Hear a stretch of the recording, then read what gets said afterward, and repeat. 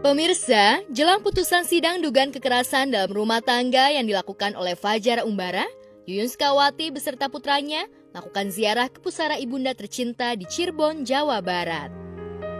Kesedihan tampak begitu pekat saat Yuyun bersimpu di hadapan pusara sang bunda. Yuyun tampak meratapi atas kesalahan yang telah ia perbuat selama sang bunda masih hidup.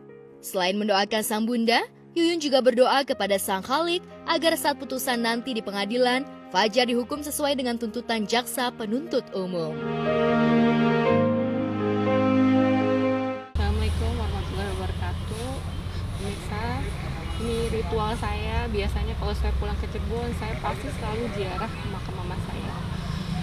Saya mohon doa restu karena hari Senin besok sudah ada putusan vonis dari Yang Mulia Hakim untuk anak saya. Semoga mendapatkan keadilan dan putusan dari Yang Mulia Hakim betul-betul seadil-adilnya dan Fajar bisa dihukum seberatnya lah, istilahnya gitu. Dan saya mohon juga kepada mama saya untuk memohon maaf yang kesekian kalinya yang saya sangat sampai saat ini belum bisa maafin diri saya atas semua kesalahan terhadap mami saya dan juga anak saya.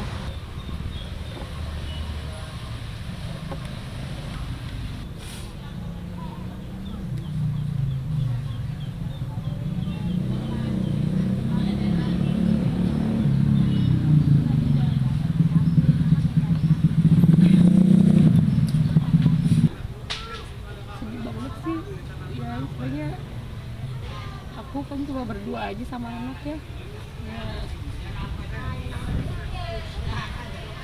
Ini ritual aku setiap aku ke Cirebon, setiap hari aku ziarah ke mami gitu. Makanya kalau ingat lagi kejadian yang lalu sebelum 40 hari yang lalu, Fajar udah melakukan kekerasan gitu. Dan ditambah lagi kekerasan ke anak, saya masih saat ini masih belum bisa maafin diri saya sendiri gitu. Makanya aku juga banget sama yang di atas bisa maafin semua kesalahan aku. Jadi mami maafin aku dengan ikhlas Mam. Tapi juga aku minta maaf semuanya biar supaya kedepannya aku sama anak berjuang istilahnya untuk ke depan, gimana pun juga harus kuat masih kehidupan di depan. Aku masih punya tanggung jawab anak. Kejadian yang menimpa Yuyun dan anaknya itu membuatnya trauma. Menikah dengan Fajar menjadi kesalahan terbesar dalam hidup Yuyun. Sedih banget sih ya, pada waktu itu bayangin istilahnya makam mami kan belum kering gitu, istilahnya saya baru ditinggal orang tua, anak saya juga baru ditinggal sama neneknya. Harusnya dia sebagai suami, sebagai ayah kan melindungi gitu, tapi nggak ada hati nuraninya. Ya itu istilahnya masalah yang hanya masalah kecil atau apa yang nggak dirasa sesuai dengan apa yang dimau dia, itu kalau nggak sesuai sama dia ya udah gitu. Jadi dianggapnya ya dia udah langsung ringan tangan aja mas, apapun itu gitu. Jadi nggak harus sesuai. Jadi kita kayak ngomong sama dia tuh hati-hati aja gitu. Jadi tertekan juga saya sama anak gitu. Udah apalagi anak juga sering diperlihatkan terus kan. Dan saya sedih banget ya tuh pas waktu mami 40 harian, mau acara 40 harian itu gitu. Dan itu dilakuinnya di rumah mama saya gitu. Anak saya sempet ngomong, jangan ribut di rumah mami gitu. Udah diingetin sama anak saya, nangis, tapi masih dilakuin. Bener-bener aku udah ngerasa nggak ada nurani banget gitu. Mami belum kering gitu. Makamnya itu aja sih kalau inget tuh ini banget gitu. Tapi sayangnya saat pembacaan vonis, Fajar Umbara dijatuhi hukuman 2 tahun kurungan penjara. Putusan majelis hakim yang jauh dari tuntutan jaksa penuntut umum itu sontak membuat Yuyun kecewa. Apalagi menurut Yuyun, saat putusan, majelis hakim sama sekali tak menyinggung ihwal psikologis anaknya yang mendapat tindak kekerasan. Ya, terus terang ya sangat kecewa ya. Kalau dari tuntutan jaksa 4 tahun 6 bulan, itu misalkan turunnya 2/3-nya itu aja sudah 3 tahun. Ya, tetapi di situ Yang Mulia Hakim memutuskan 2 tahun, subsidiarnya 3 bulan ya. Nah itu. Jadi saya cuma ingin bertanya kepada Ibu Jaksa gitu. Tadi saya dengar di persidangan, kenapa hasil psikolog anak saya tidak dibacakan? Apakah semua berkasnya dari jaksa penuntut umum apakah sudah diberikan semua kepada Yang Mulia Hakim? Itu yang saya ingin pertanyakan. Tolonglah, ini menyangkut anak saya di bawah umur. Fajar sudah mengakui dia memukul itu kan dengan menangkis. Kalau dia tidak melihat tidak mungkin, tapi kan itu sudah terbukti ya kan dalam visum maupun ronsen. Jadi jangan mengarang cerita yang bahwa luka ini sebelumnya ada gitu. Bahwa ini murni adalah akibat perbuatan Fajar.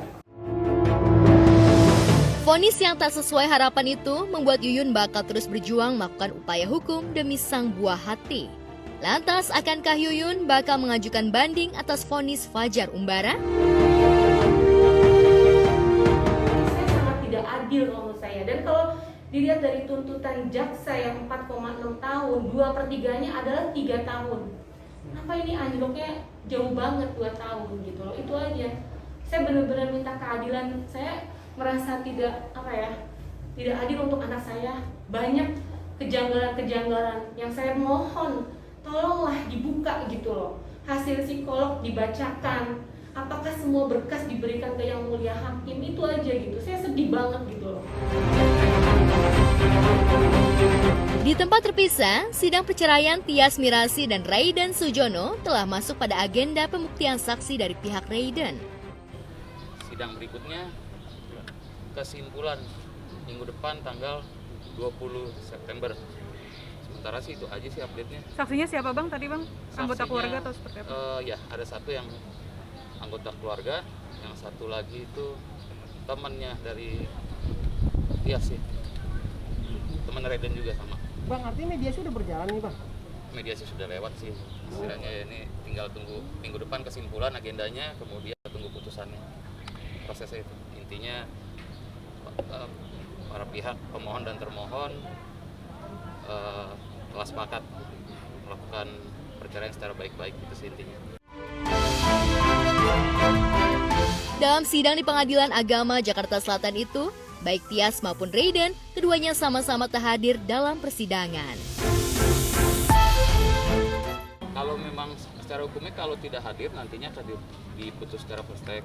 Dan itu haknya Tias juga untuk tidak hadir. Gitu sih. Bang, ada kesepakatan harta gono gini Bang? Ada, harus seperti kita bicarakan, dari sepakati diserahkan ke pihak Tias. Tias nggak datang. Kenapa tuh Bang? Udah dianggap nggak. Oh, kita nggak tahu, kalau itu tanya langsung ke pihak Tias mungkin ya kenapa nggak hadir. Kalau Jaden sendiri kenapa tidak hadir? Enggak, memang hari ini agenda sidangnya itu adalah pemeriksaan saksi. Jadi memang tidak mewajibkan pihak Raiden prinsipal untuk hadir.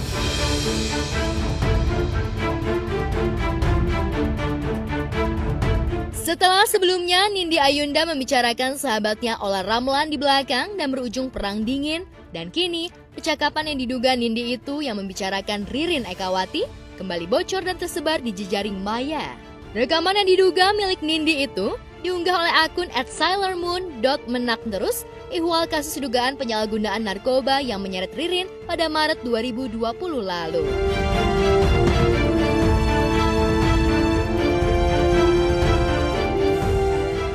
Entah siapa yang menyebarkan rekaman dugaan percakapan Nindi tersebut hingga menjadi konsumsi publik.